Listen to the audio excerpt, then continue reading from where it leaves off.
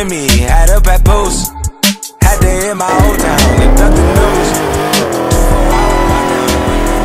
Now it's 4 a.m.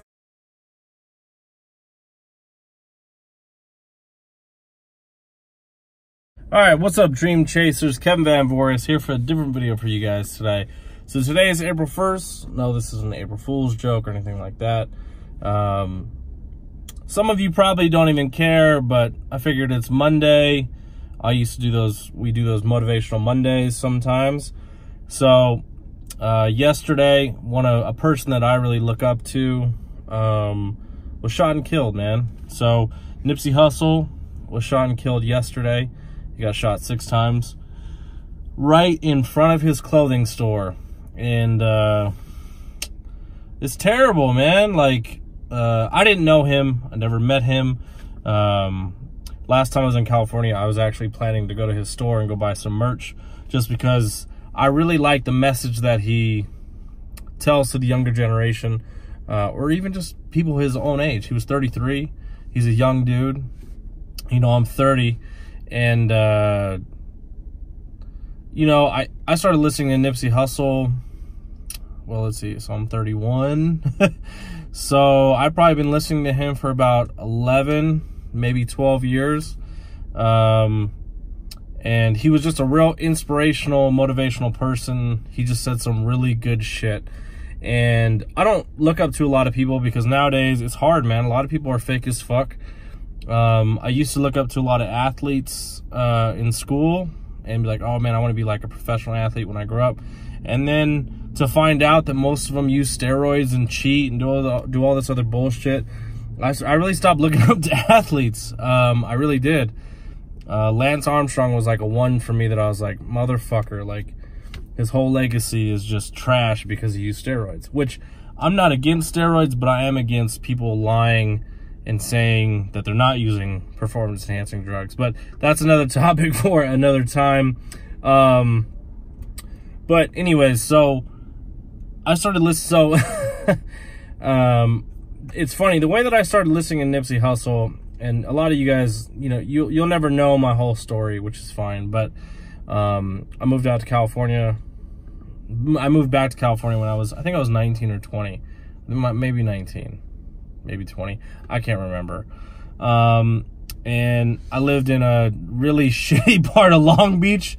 It was actually in Signal Hill / Long Beach. So it was like right where Signal Hill was. You were like a couple blocks from there's like a Porsche dealership. If you're from Long Beach, you know what I'm talking about.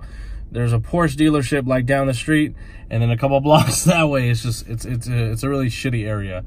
But I loved it. I loved it because I was on my own. So, anyways, I was there. We were moving in, and I don't even remember. This dude came up to me and was like, "Hey, man, you're new to the area. If you need haircuts, I do haircuts at my house." And his name was Reap, which stood for Grim Reaper. You can put your own. You can. So I remember going to this dude's house. I'll never forget. I was in the fucking Volvo that I didn't even. It wasn't even mine. I was borrowing it. So I could go be a fucking janitor and make like no money per hour. But anyways, so I remember borrowing that car, going to Reap's house, and it was just in his backyard. Didn't know who he was, didn't know anything about him. He's one of the coolest dudes I've ever met.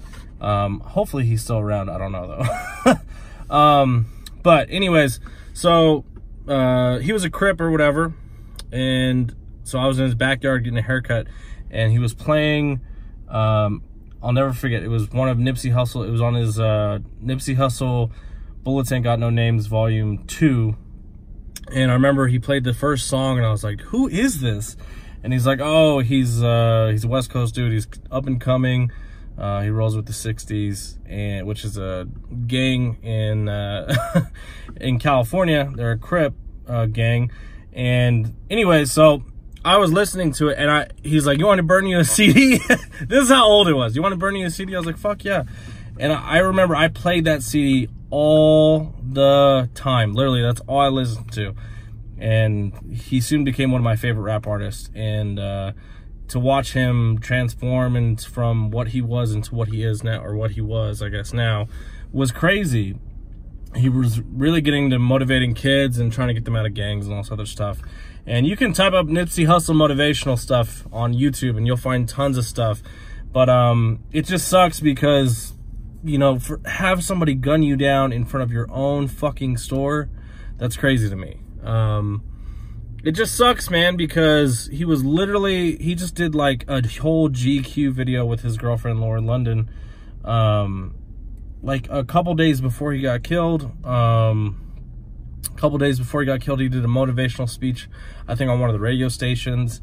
So it's just crazy. Like, his last CD is called Victory Lap, and there's Hustle and Motivate. There's a ton of motivational songs on there, and you guys will really have to listen to the lyrics. And I know some of you probably don't even know who the hell Nipsey Hussle is, but to me, he was a really inspirational, motivational person. He, like, when I was going through some shit, some of his songs really helped me push through to to help get me to where I am today. I was in a really dark spot. Like, I mean, I was fucking cleaning toilets for $7 an hour and collecting cans just so I could pay my fucking rent and eat. And, you know, he got me through, obviously I got myself through whatever situation I was in, but having that type of music to listen to while you're going through some shit, I think it really helps. And music, I'm really into music. I mean, I only really listen to rap music.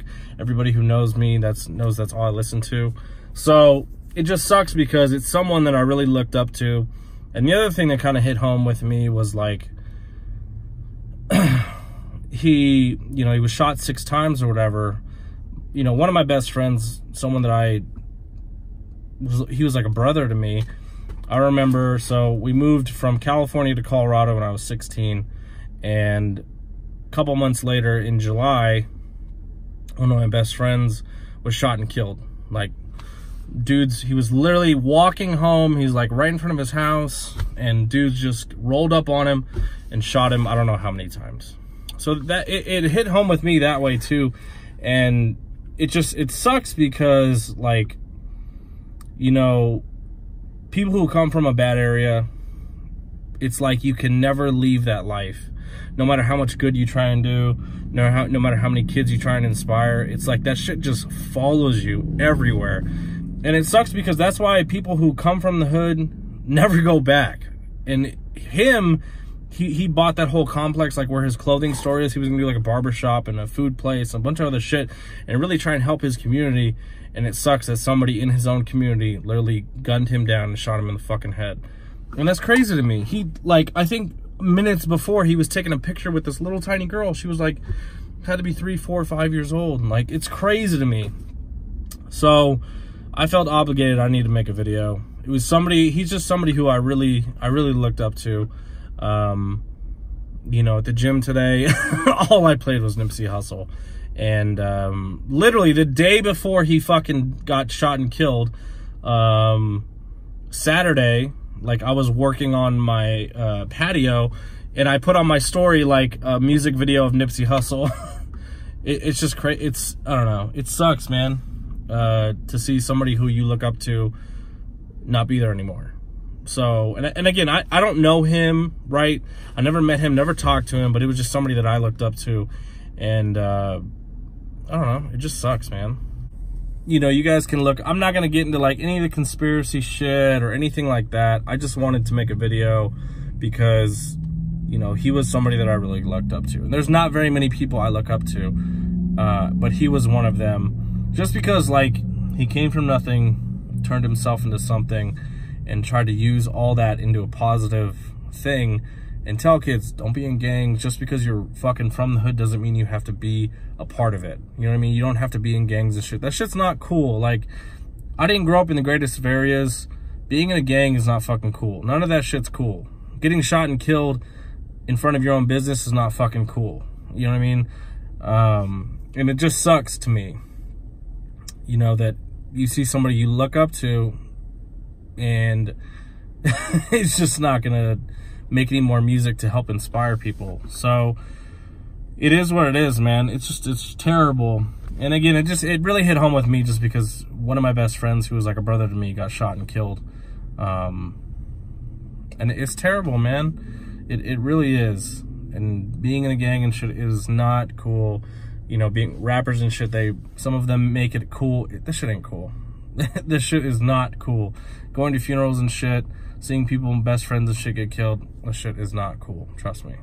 That's it for today's video. I just want to make a video, pay my respects to him. And again, I've never met him, but he helped me through a really shitty time in my life when all I really had was music, and he just kind of helped me through it. So anyways, thank you guys for watching today's video.